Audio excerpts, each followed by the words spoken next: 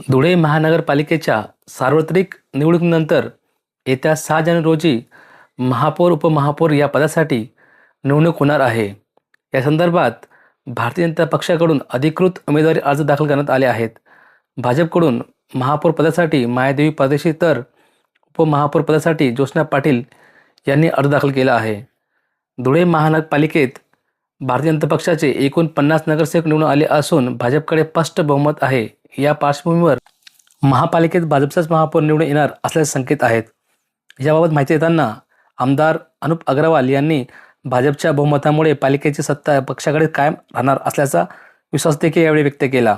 येत्या काळात शहर विकासाच्या दृष्टीने भाजपकडून प्रभावी निर्णय घेतले जातील असे देखील त्यांनी यावेळी सांगितले। काय म्हणा आता आज भारतीय जनता पार्टीच्या वतीने महापौर उपमहापौर यांचा अर्ज भरण्यासाठी आम्ही या ठिकाणी आलेलो आहोत।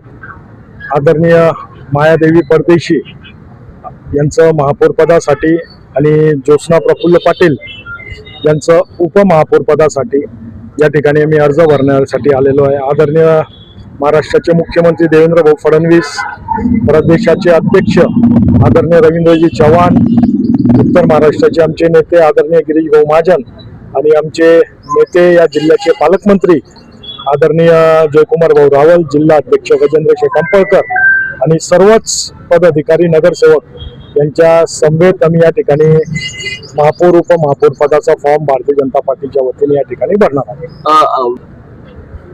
मला वाटतं का खात्री बोलायची गरजच नाही, 50 नगरसेवक जर बहुमताने आम्ही निवडून आलेलो आहोत। भारतीय जनता पार्टी एक शिस्तबद्ध पक्ष आहे।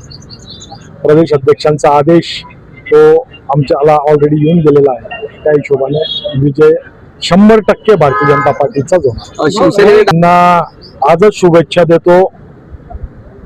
शिवसेना आणि फारुख शाह या दोघांना खूप शुभेच्छा देतो। त्यांनी त्यांचा विरोधी पक्षनेता तर बसून दाखवावा, बाकी महापौरचं तर लई लांबची गोष्ट। त्यांनी असंही म्हटलेलं आहे की एमआयने अर्ज घेतलेला आहे आणि माझ्या सांगण्यावरनं फारुख शाहने आणि शिवसेनेने माघारी घ्यावी। जर माझं एवढं चालत असेल, जर मी एवढा पॉवरफुल नेता असेल या शहराचा, तर कदाचित त्यांनी माझं हे पण ऐकलं पाहिजे। महापौर असतो, पक्षाचे जे आदेश येतील त्याप्रमाणे पुढची कारवाई होईल। परंतु काळजी करू नका, आमच्याकडचे इच्छुक सर्वांना न्याय आणि समान संधी मिळणार आहे। ज्येष्ठ नगरसेविका म्हणून मायादेवीचं नाव पुढे आलेले, काय म्हणा? निश्चितच काहींचं काम अतिशय चांगलं आहे, तसंच विक्कीचं संघटन देखील अतिशय मजबूत आहे। धुळे शहरात सर्वात मजबूत असं संघटन असल्या कारणाने त्यांना या पदाची जबाबदारी दिलेली आहे। यापुढे असा फोर भारतीय जनता पार्टीचा आपण व्हावं याबाबत काही एकमत झालंय का? सर्वांचं याविषयी एकमत झालेलं आहे। प्रत्येकालाच न्याय कसा मिळेल अशा पद्धतीचं नियोजन आमचं ठरलेलं आहे।